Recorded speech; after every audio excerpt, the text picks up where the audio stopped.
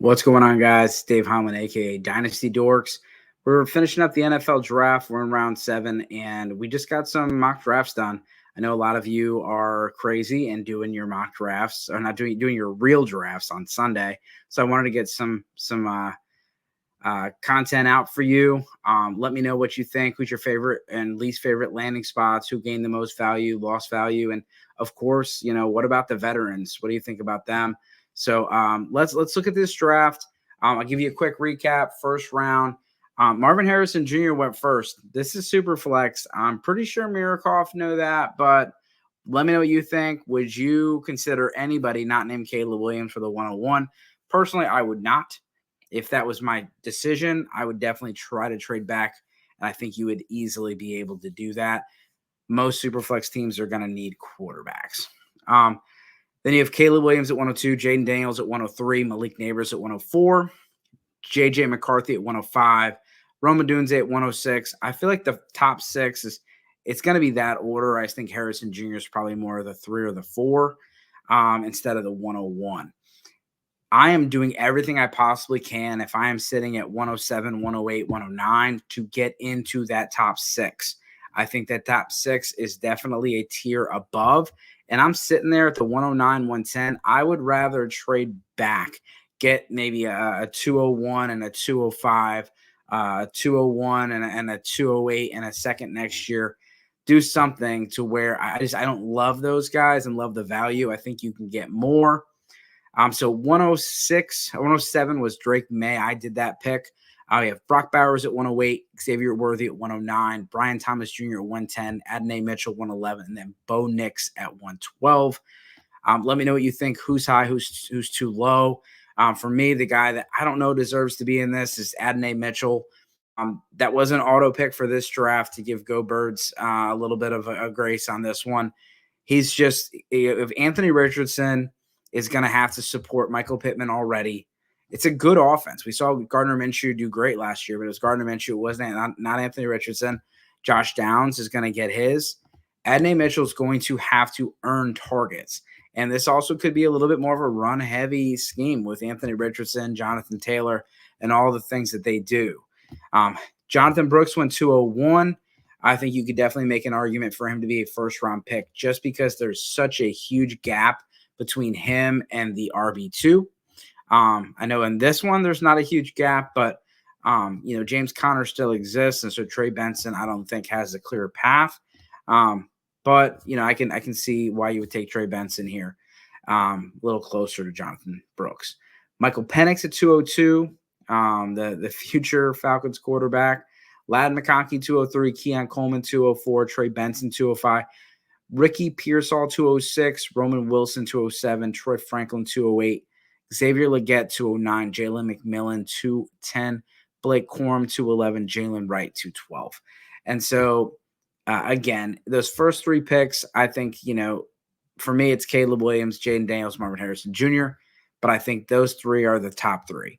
Then you have Malik Neighbors, not a great situation with the Giants, but he's a supreme talent, and he also is like Garrett Wilson. He did not have great quarterback situation the first 2 years, but he was able to thrive because he's such a good talent. And I think you'll be able to see that with Malik Neighbors. He is the absolute top guy on that offense, and he's going to get a ton of volume. And, hopefully the Giants can improve the situation around him, particularly the quarterback position in the near future. J.J. McCarthy goes into the best situation possible. We saw last year where, I don't know about you, but I was starting Josh Dobbs, and I was starting because, injuries were happening, and I had to pivot. Josh Dobbs was a decent option. So was Nick Mullins. This is a great situation. It's a decent offensive line. It's a fantastic play caller, and it's great weapons. And so you go into a situation where J.J. McCarthy, if Drake May went there, then Drake May is getting drafted higher. But J.J. McCarthy's there, and it's a fantastic spot. Rome Odunze, he's third on the depth chart, but, when Keenan Allen moves out of the way, he's going to be right there, and he gets to grow with Caleb Williams. So I think he maintains his spot as the wide receiver 3. Drake May, the situation got better. You got Javon Baker. They drafted Jaheim Bell. They drafted Jalen Polk. They don't have a clear-cut number 1 receiver yet. They still could try to trade for Brandon Ayuk or Deebo Samuel, but they're getting there. And the play might be that Drake May doesn't even start until halfway through the season. We'll see how that goes.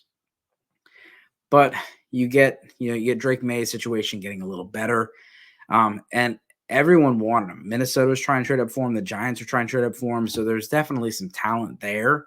And so you're banking on that. And you're projecting. Just don't expect a lot from him year one from a fantasy perspective. Brock Bowers at 108. He's the clear-cut number one by a long shot. And he goes to a good situation. Michael Mayer was not ever going to be a fantasy relevant tight end. I don't know what people thought about that. More of a blocking tight end. He can't catch the ball, but he's more of a possession guy. He's not going to do a lot of damage down the field or after the catch. And that doesn't really, it's not today's NFL. And so Brock Bowers does all those things. And so you could see a lot of 12 personnel in Las Vegas, and Brock Bowers can be fine. They don't have a whole lot of pass catchers there. Xavier Worthy goes to Kansas City. It's a great pairing, so it's going to move him up. Brian Thomas Jr., it's a good pairing, but he's still, number 2, number 3 on the depth chart. Plus you got Evan Ingram, so maybe he's 4th on the targets. And so, he may not be as consistent for fantasy. You have A.D. Mitchell here at 111. Like I said, it was an auto pick, but I don't love the spot there for him. Bo Nix, I would take him above, both those guys. Whether you like Bo Nix or not, he was 112, and he gets a clear shot at being the starting quarterback over Jarrett Stidham. I think he wins that, and he's gonna be a starting quarterback for you, and he's played a lot of games, so he should be ready to go. Jonathan Brooks 201. Like I said, I think you can make an argument for him to go round 1 just because of the running back position. There's just not a lot of them. Michael Penix 202. You're just projecting, and keeping him for a couple of years. I don't hate the 202. It's not really, but it's not like you used the 8th pick of the NFL draft on him. Ladd McConkey 203 and Keon Coleman. Those guys both moved up the boards because they're the number ones on their team already. And so they're going to get good volume, and you get them in the beginning of the second round. Trey Benson, like I said, I don't hate this pick at all. It's just, again, a little bit more of a projection. James Conner is there, and so Benson's going to have to wait his turn. Ricky Pearsall, this guy went from a early 3rd round pick to a mid-second, maybe an early 2nd. He goes to the San Francisco 49ers that look to be possibly getting rid of either Brandon Ayuk or Deebo Samuel. And going in the 1st round, I mean, this guy is one of the highest risers in this draft. Roman Wilson falls into a great opportunity. Deontay Johnson's gone. That's a whole lot of targets that just opened up, and he just feels like a Steeler. This guy. This is gonna be a fun play, and I could see him going sooner. I was absolutely happy to make this pick. Troy Franklin, bad draft capital, good landing spot, and he pairs up back with Bo Nix. I like it.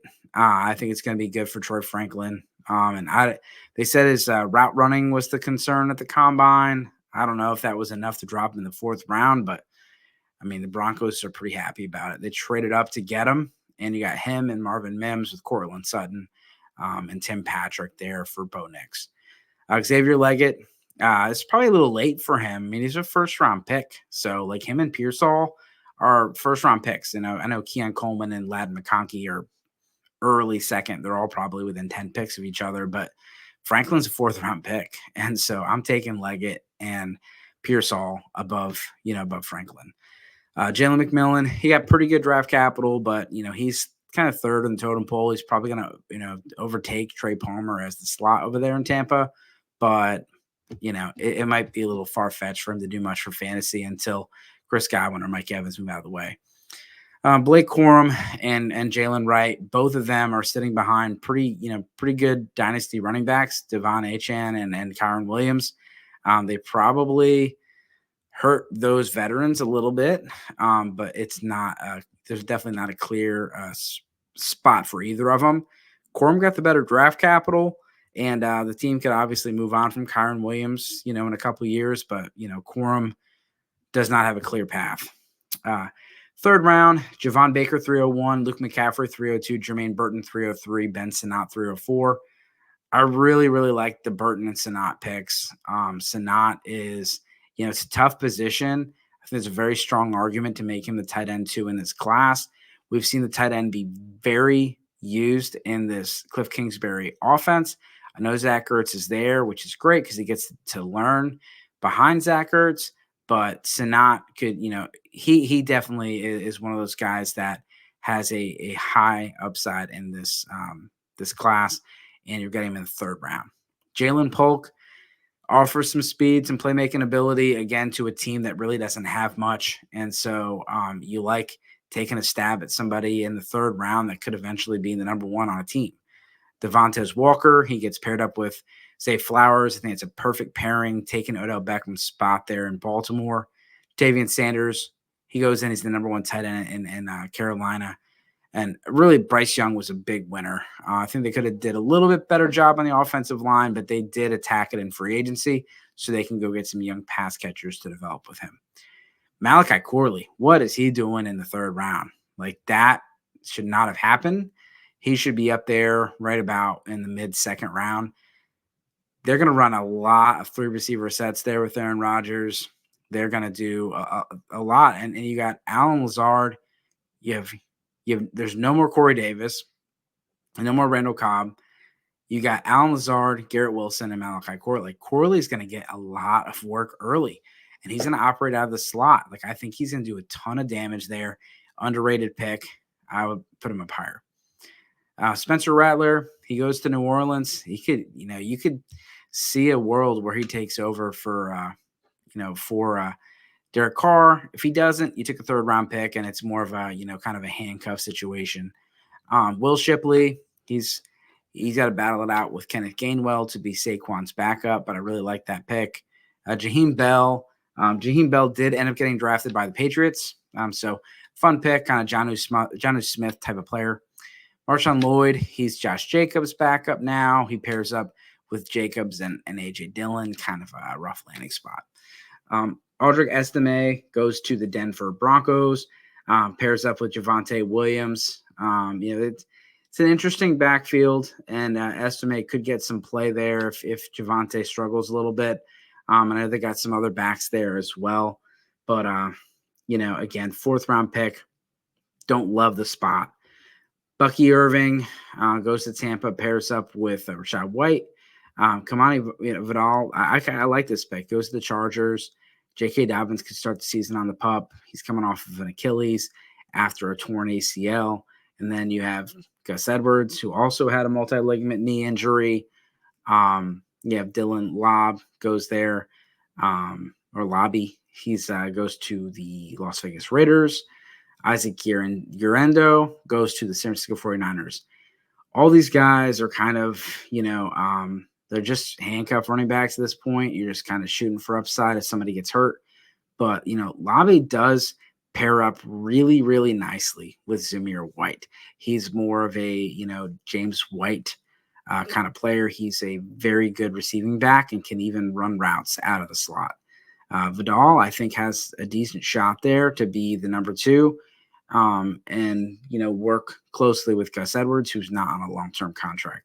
So Vidal's kind of a sneaky play. Cade Stover goes to Houston, pairs back up with his buddy CJ Stroud. Really, really like that pick. And Tyrone Tracy was my pick. I think it's gonna be an open competition. You have Devin Singletary, Eric Gray, Matt Breida, and Tyrone Tracy there for the Giants. It's a very not a very strong depth chart. And so if Tyrone Tracy impresses during the offseason, he could move up the depth chart pretty easily. Braylon Allen buried. This is gross. Braylon Allen went in the 4th round. I didn't even realize it. I was doing 2 mocks at the same time, but hard to blame him. I mean, he's behind Breece Hall. They got a bunch of running backs. Malik Washington goes to Miami. I like the pick. It's going to be hard with, Tyreek there and Jalen Waddle to get much consistent volume, but it's a nice player. He's going to do a lot of the dirty work and kind of Deebo Samuel kind of stuff while the other guys take the top off.